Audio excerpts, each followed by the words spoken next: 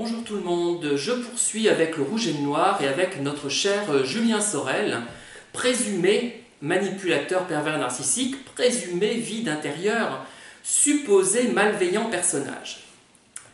Alors, il s'approcha vivement du comptoir et de la jolie fille, comme il eût marché à l'ennemi.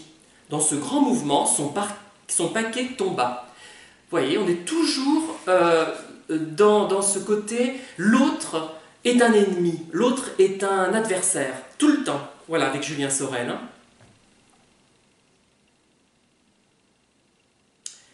Je sens que je vous aime de l'amour le plus violent.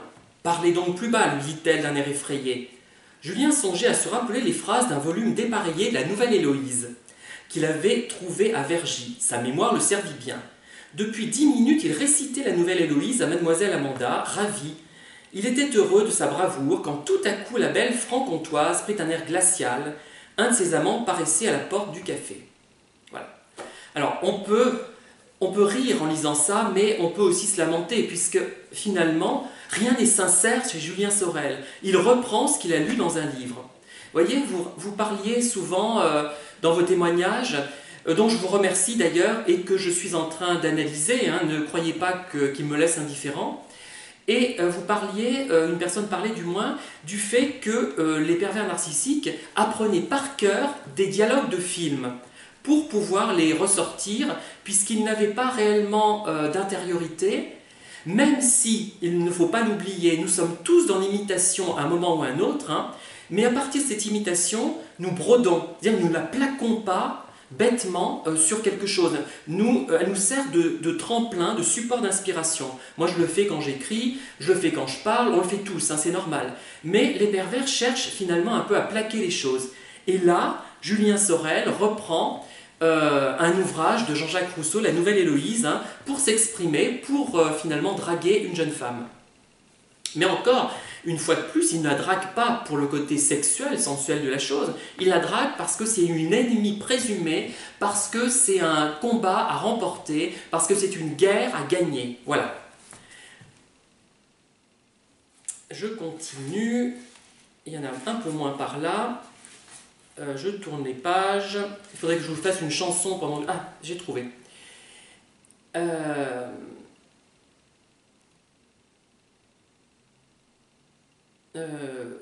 Non.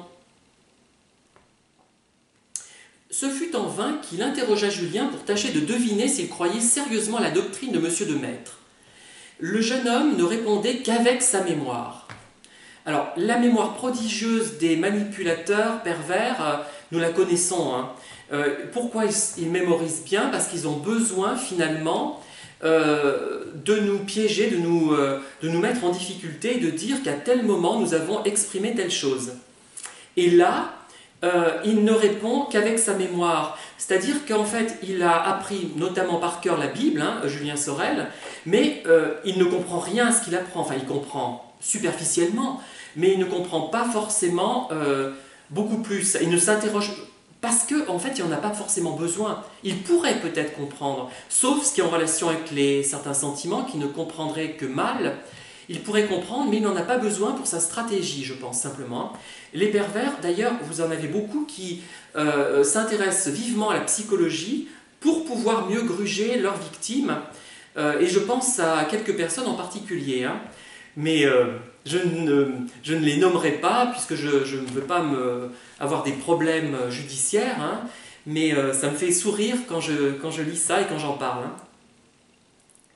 C'est très amusant de détenir finalement des informations et de ne pas les divulguer. C'est intéressant parce qu'on se dit, mais...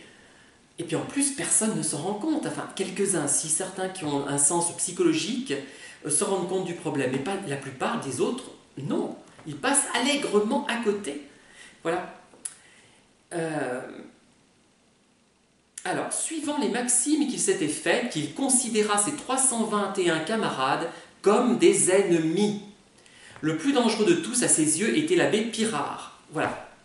On est toujours dans cette logique, le pervers, lui qui est bon, qui se croit bon du moins, et les autres, ce sont les méchants, qui ne lui obéissent pas finalement. Et on retrouve vraiment ces traits de façon frappante chez les pervers qu'on a connus. Mais ça me fait sourire parce que c'est tellement l'évidence qu'on n'en revient pas. Cela dit, il y a parfois des gens qui ont un côté Calimero sans pour autant être pervers. Attention, hein, c'est autre chose. Sa folie allait jusqu'à se reprocher ses succès dans cet art de la faiblesse. La faiblesse, vous voyez, tout ce qui est sentimental pour le pervers, ça équivaut à de la faiblesse. Pour lui, il y a l'effort d'un côté, donc lui et les autres pervers, et les faibles. Il ne s'identifie pas comme pervers, mais comme quelqu'un de plus fort que les autres. Du moins, quand il n'est pas dans ces périodes de lucidité. Hein. Il a des périodes de lucidité quand même. Hein. Tous ces pauvres diables, ajoutait-il, manouvriers dès l'enfance, ont vécu jusqu'à leur arrivée ici de lait caillé et de pain noir. Dans leur chaumière, ils ne mangeaient de la viande que 5 ou 6 fois par an. Semblables aux soldats romains qui trouvaient la guerre un temps de repos, ces grossiers paysans sont enchantés des délices du séminaire. Donc vous voyez le côté méprisant que peut avoir Julien Sorel par rapport à ses condisciples. Bon, après, on peut être méprisant sans pour autant être pervers, il faut se méfier quand même. Là, je fais peut-être un peu de la confirmation d'hypothèse. Hein. Je dénonçais ce biais, mais peut-être. Hein.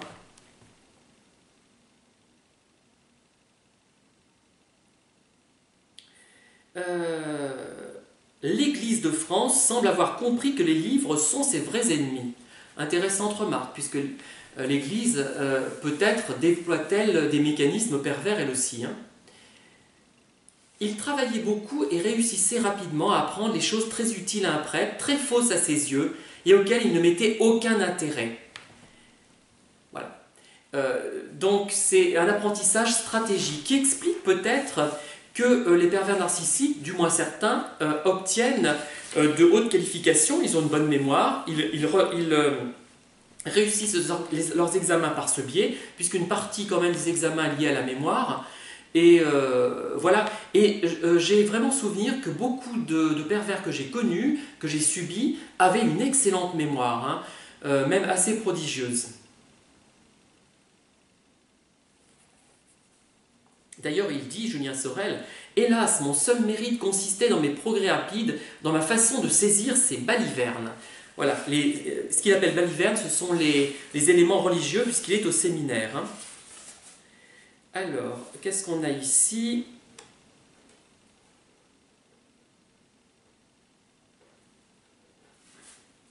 Non, rien d'intéressant, j'avais souligné, mais ce n'était pas pour des raisons de perversion narcissique.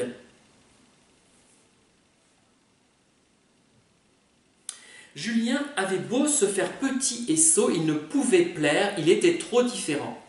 Là, par contre, c'est quelque chose qui s'adresse au pervers narcissique, au vide intérieur, et aussi à sa victime. Les deux, finalement, partagent une certaine différence qui n'est pas de même nature, et qui peut les rapprocher, justement. Et c'est vrai, cette différence, elle est vraiment invalidante. Je ne dis pas une supériorité, mais une différence. Ce n'est pas pareil, attention. Hein.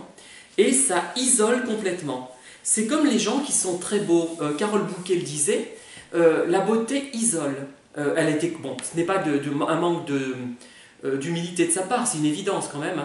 Elle s'est rendue compte qu'étant plus jeune, la beauté l'isolait. Et plus elle vieillissait, moins elle était finalement étonnante du fait de son physique. Et donc, je pense que ce problème l'isolait moins.